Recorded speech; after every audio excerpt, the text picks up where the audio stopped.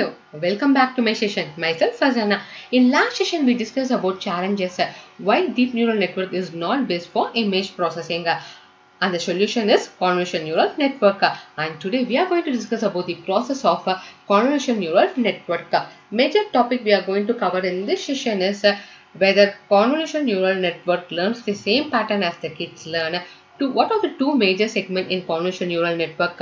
Whether padding helps to cover the underfit issue, how to choose the strides helped in overcoming the convolution cost, whether frequent usage of max pool led to lose the important feature. This is what we are going to discuss in this session. But before we dive, if not yet subscribe my channel, please do subscribe. If already subscribed, please hit the bell button so we will not miss the upcoming videos. Let's start with simple terms to understand the process. If a kid wants to differentiate between the two fruits, a kid will try to extract the important feature. Example, in strawberry, the size of strawberry is small, color is red, shape is conic, and the outer layer is with dots.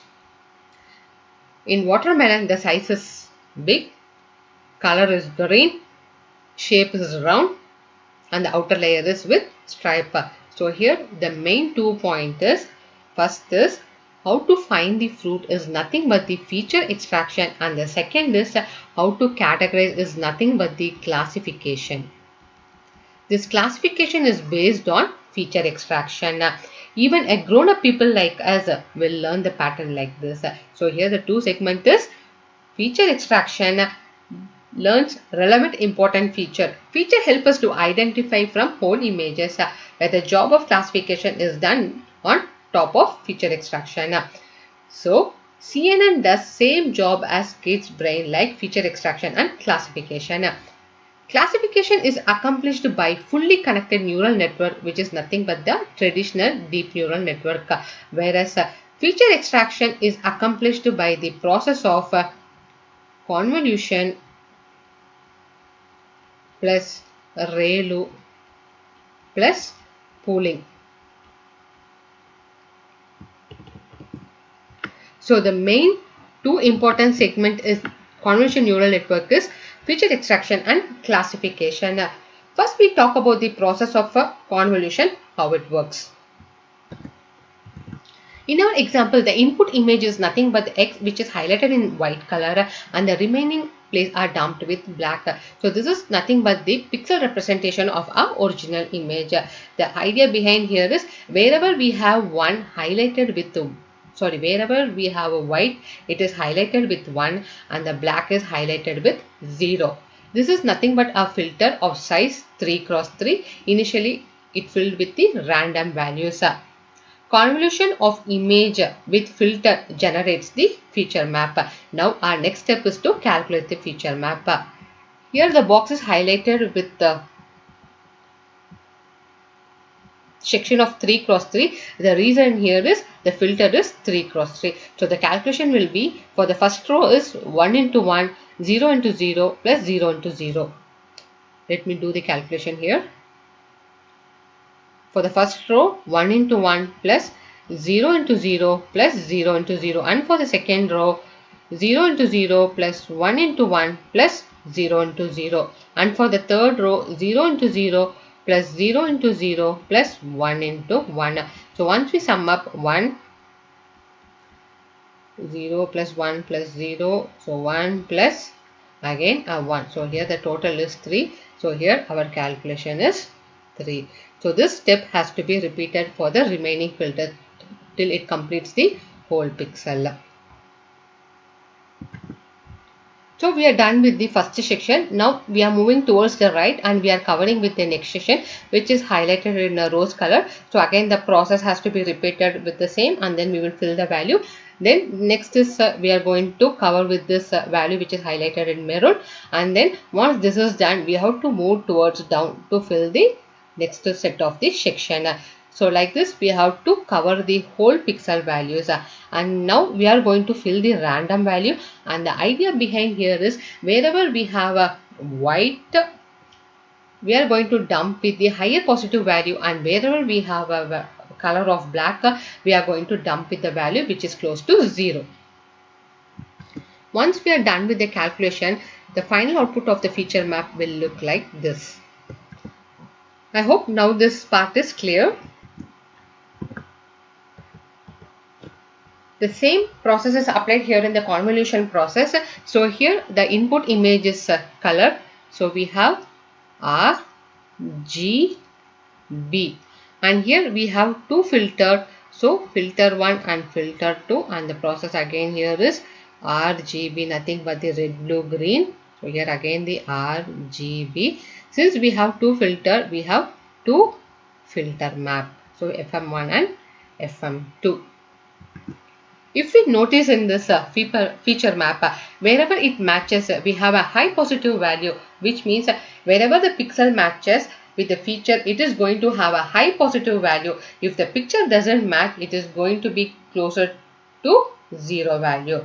Filters are nothing but the weights of neural network. Weights will have a negative values too. We start with the random values. Gradient descent will update weights. In fully connected neural network, weights are single values. Here it's a matrix and we have bias too. This is what about the convolution process.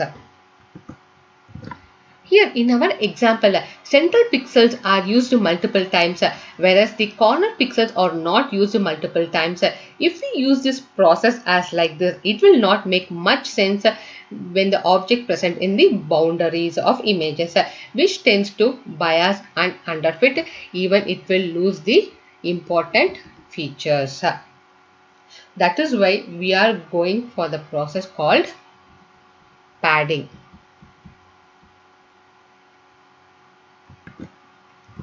So here padding is filled with the border of our input images, where it dumped with the value 0, which means it is like a black color, and here the padding is of size 1, which means that we are giving an equal weightage to all portion of images. The size of the padding depends on the size of the filter we take. For example, if we have a filter size of 5 cross 5, then we can go for a padding of 2. If we have a filter size of 3 cross 3, we can go for a padding of 1. And the next important factor is stride. In this example, the stride is 1, which means that after this orange box, the next immediate box is with the rows, which means that it's a stride 1, whereas in this example, it is with the stride 2. Stride 1 or 2 depends on situation. When we use stride 1, the computational cost is more. How? Backend, it has more calculation which consume lot of time. So depends upon the problem, we have to choose either we have to go for a stride 1 or 2. Let's understand with the example. We have an option of traffic sign calculation and face extraction. When comparing these two, which has a complex feature? For sure, face extraction has the complex feature. In such cases, when we use highest stride, we may lose important features in face recognition. So we are not supposed to choose the highest stride. So based on the problem, we have to go for a lower value or higher value. Lower value of stride is expensive. The reason is it is going to use high value of feature map plus high calculation.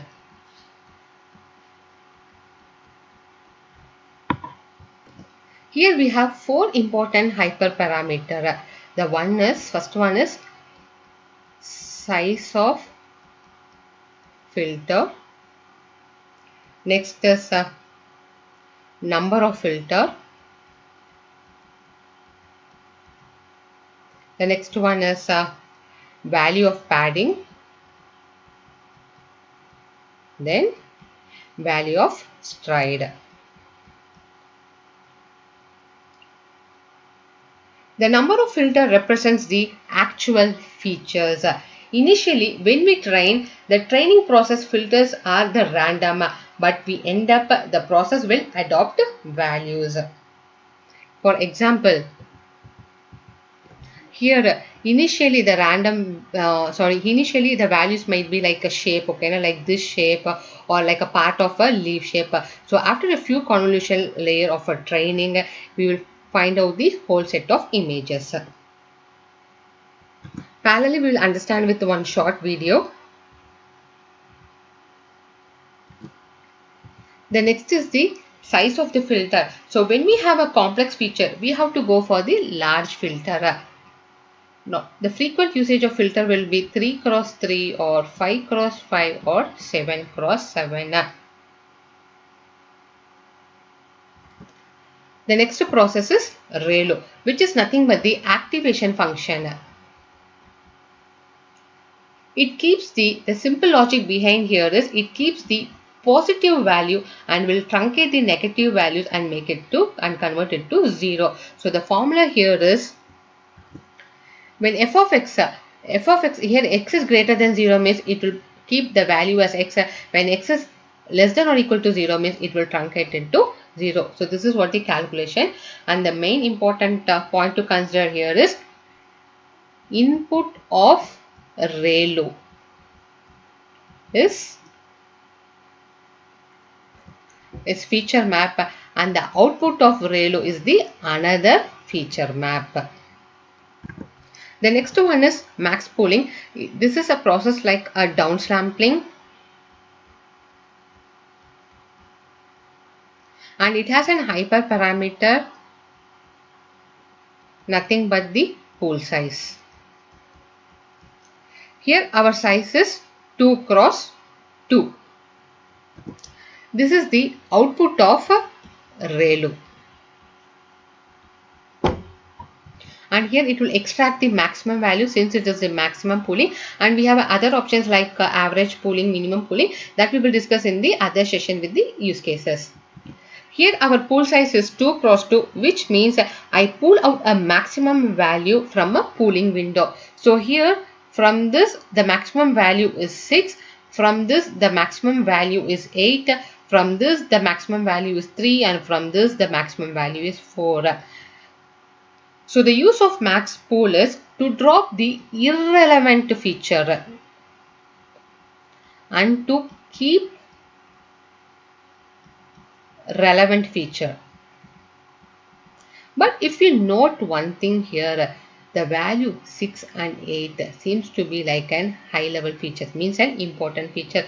So when we skip this part, don't we think that we lose some important feature?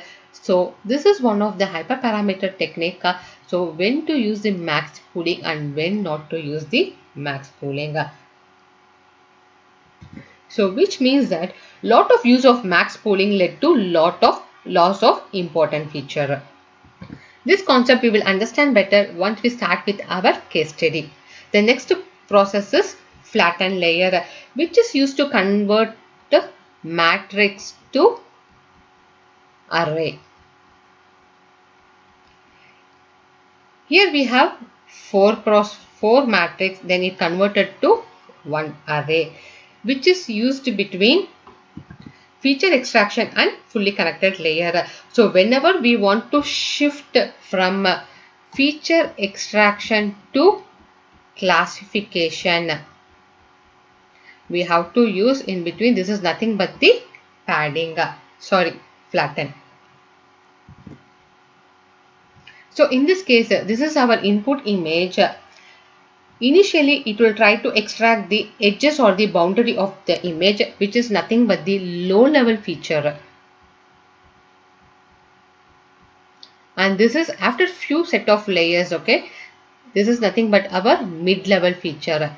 And after a few set of layer, this is about the high level feature. So this is about the process. I hope by now we understand the concept of a convolution process. In our next session, we start with a case study of image classification with a maximum number of tips. So if you like the content, please do like, share and subscribe. Catch you soon in the next session. Till then, Farsana signing off.